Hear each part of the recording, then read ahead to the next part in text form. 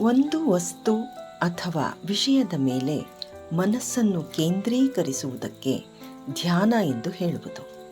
ಆದರೆ ಚಿವಾಲಿಟಿ ಪದ್ಧತಿಯಲ್ಲಿ ಯಾವುದರ ಮೇಲೂ ಮನಸ್ಸನ್ನು ಕೇಂದ್ರೀಕರಿಸುವುದಿಲ್ಲ.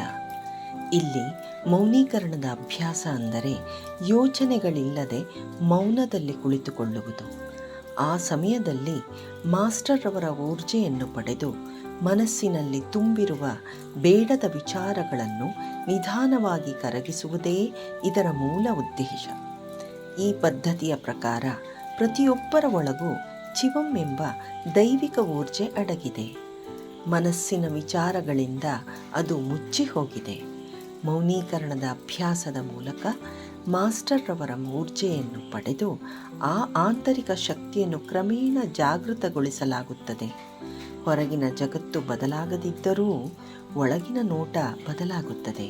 ಇದೇ ಚಿವಾಲಿಟಿ ಪದ್ಧತಿ ಅಥವಾ ಮೌನ ಮತ್ತು ಧ್ಯಾನದ ನಡುವಿನ ಮುಖ್ಯ ವ್ಯತ್ಯಾಸ.